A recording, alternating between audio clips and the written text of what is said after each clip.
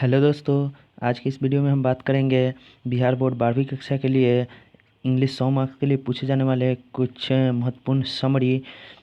A pinch of snuff, a pinch of snuff जो मनोहर मालगांवकर के द्वारा लिखा गया है, इसी का हम आज समरी देखेंगे। ठीक है, और इसको याद भी करेंगे। यहाँ से शुरू करते हैं। जो ए पिंच ऑफ सनफ जो है वो किनके द्वारा लिखा गया है?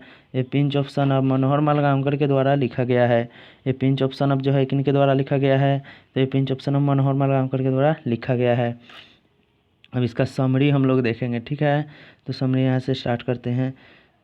अगर आप अब तक मेरे चैनल पर नए हैं तो अगर आप अब तक मेरे चैनल को सब्सक्राइब नहीं किया है तो लाल बटन को दबाकर प्रेस करके हमारे चैनल को सब्सक्राइब करें और बेल आइकन को प्रेस भी कर दें ताकि मेरा नया वीडियो जब भी आए आप तक पहुंच जाए। ठीक है, चलिए वीडियो को स्टार्ट करते हैं। तो देखेंगे यहाँ से कर रहा है the given short story a pinch of snuff the great novelist and story writers Manohar Malgonkar. इसका हिंदी हो गया कि ये जो है ए पिंच ऑफ सन्नफ जो एक शॉर्ट स्टोरी है, एक छोटी कहानी है, जो किनके द्वारा दिया जा रहा है?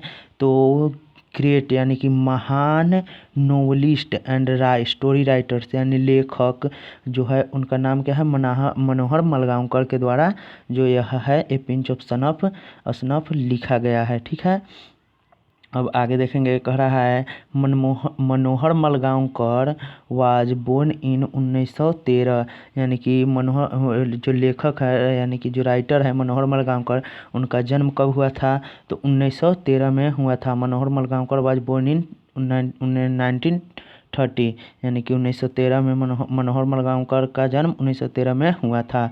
अब आगे देखेंगे। आगे कह रहा है he usually wrote chemical short stories यानी कि वो जो थे ना, वो केमिकल स्टोरी छोटी छोटी स्टोरी लिखते थे जिसमें वो यूज करते थे किसका? केमिकल के बारे में भी यूज करते थे। केमिकल के बारे में भी छोटी छोटी स्टोरियाँ वो लिखा करते थे। ठीक है, अब आगे चलेंगे। तो this is comedy and understanding story यानी कि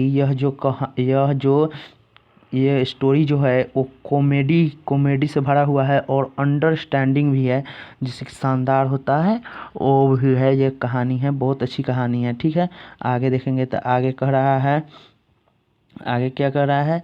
the narrator's mother's announces the अरेबल ऑफ नानू काका यानी कि उनकी जो माँ है वो अनाउंस कर रहे हैं कि अरेबल जो है वो नानू काका का है। ठीक है, अब आगे देखेंगे। आगे कह रहा है her brother who has to story there for 2 and 3 days। Her brother who has to story there for 2 and 3 days। इसका जो मतलब हो गया कि उनके जो भाई थे उनके पास एक स्टोरी था जो 2-3 दिन में जो था वो पूरा हो जाता था। ठीक है, 2-3 दिन में पूरा कर लेते थे। अब आगे जो देखेंगे। आगे कह रहा है mother was very excited when Nanu Kaka arrived home.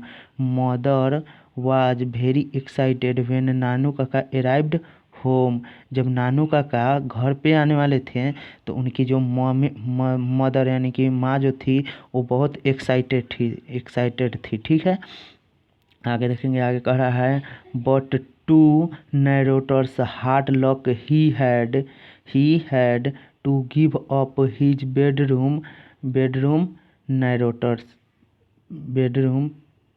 Bedroom Nanu Kaka. ठीक है, इसका मतलब हो गया लेकिन जो टू नैरेटर्स यानी कि जो नैरेटर्स थे वो हार्ड लक यानी कि बहुत तगड़ा लक के थे, जो बोल गिव अप हिज बेडरूम यानी कि उनका जो बेडरूम था वो नानू काका को देना पड़ता है, इसलिए उनको हार्ड लक से गुजरना पड़ रहा था। ठीक है, अब देखेंगे। आगे कहा है नैरेटर्स wants took Nanu Kaka to North Block to see the welfare minister. इसका मतलब हो गया नरेटर्स जो देखे हैं वन टूक नानू काका, वो एक समय नानू काका को देखे कि नॉर्थ ब्लॉक की तरफ देखें कि वेलफेयर मिनिस्टर था, ठीक है। बट आफ्टर एग्जैक्टली 2 hours नानू काका रिटर्नड फ्रॉम द ऑफिस नंबलिंग। लेकिन लगभग 2 घंटे के बाद नानू काका वापस अपने ऑफिस में चले आए, ठीक है।